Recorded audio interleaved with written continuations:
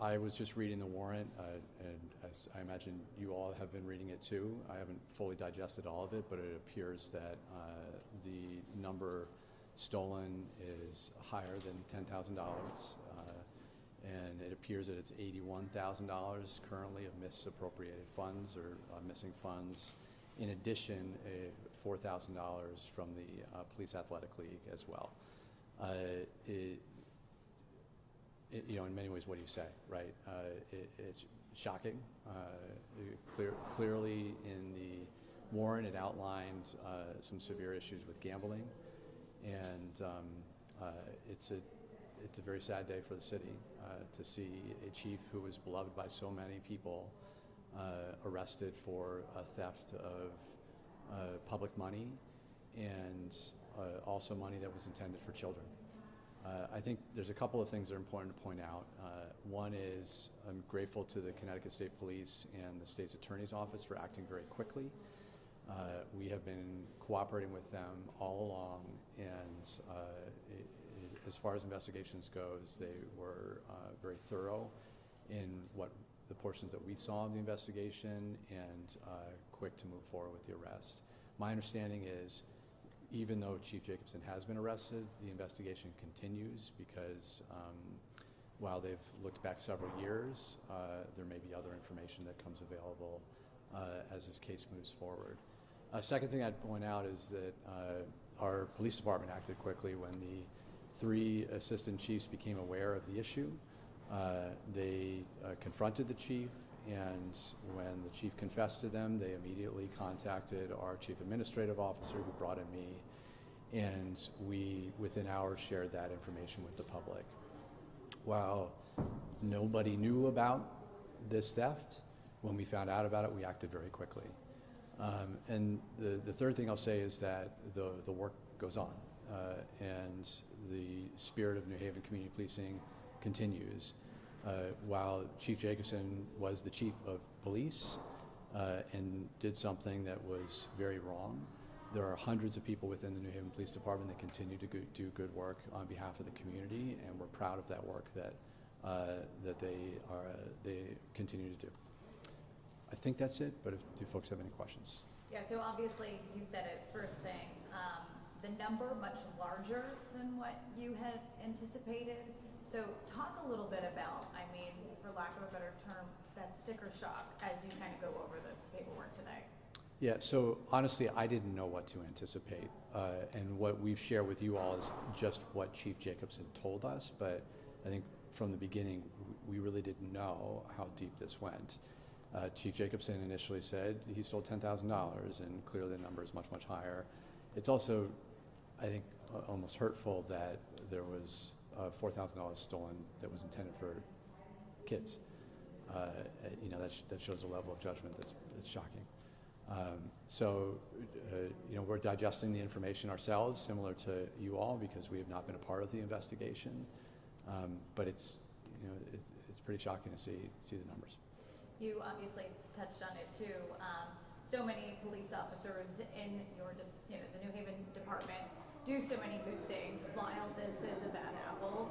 What is your message to community members who are sitting here disappointed and let down? Yeah, so I think a number of things. When we find out about something, we respond, and that's been clear since I've been mayor in every incident of any sort of police-related issue. Or other issues with city employees, where we respond and share that information publicly, because while there's thousands of people that work for the city of New Haven, when we identify a problem, we respond to it. We do everything we can to make the right decisions to hold people accountable, and I hope people realize that that even extends up to the level of police chief, if necessary. And in this case, that's exactly what happened. And the second thing is that people should feel trust in our police department. I mean, I just saw a half an hour ago a police officer jumping a car out front of City Hall. Like, our police officers are there serving the community, helping the community, and my hope is that people will see that the fact that we hold even the chief of police accountable when there's wrongdoing will reinforce the trust that the public has in us, that everyone needs to abide by the law, and we take that really seriously. Do you guys have clarification on how long this had been going on? I skimmed the warrant, so I have about as much information as you do. I'm going to go back and digest the warrant in a lot more detail, but clearly it has been going on for longer than about a month, which is what the initial thing that Chief Jacobson said, or the timeline that Chief Jacobson shared with us. Mayor, do you anticipate changes to the PAL program and how those funds are handled now? Yeah, so my understanding is that after the initial information about Chief Jacobson came out, PAL's working to strengthen some of their accountability too. It's a separate 501c3 from the city, and so we don't have purview over PAL. Chief Jacobson was on the board of PAL, which is typical of PAL programs out there.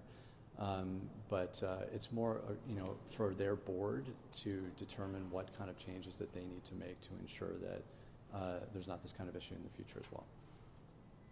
It's clear that the city acted quickly upon realizing that there was a problem, but this alleged theft took place over 2 years. It involved multiple fines, multiple oversight measures, and given that, do you think in this case someone else in city government failed besides former Chief Jacobson?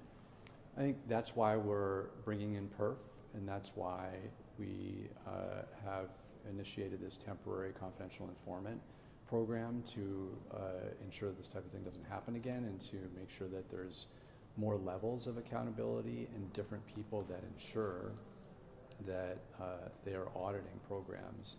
I think that the particular issue with this program is that it was related to cash. And that's something that there are very few other programs in the city where people are handling cash, but it's certainly something on my mind to make absolutely sure that those programs, the oversight in those programs is really tight. Is there $85,000 missing from the two funds in question, or has some of that been replaced? Like, do you know what the status is right now of where that money is? Again, I just read the warrant, so these are the same questions that I'm asking myself, and we're going to be working with our team to, now that the state police have kind of released parts of their investigation, identify what happened.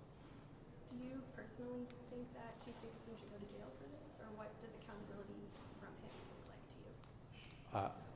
I think he needs to be held accountable, especially because of his high level. I mean, how do I say he should not go to jail, right? We every day arrest people in the community for different violent crime, theft, and hold them accountable. The justice system will, take its course, and the state police will be pursuing this case with the state's attorney's office. But I think that there needs to be an appropriate level of accountability for the theft. But I think beyond the theft, the damage of trust that the community had in someone that had a lot of power and influence. Other questions? Okay. Thanks, everybody.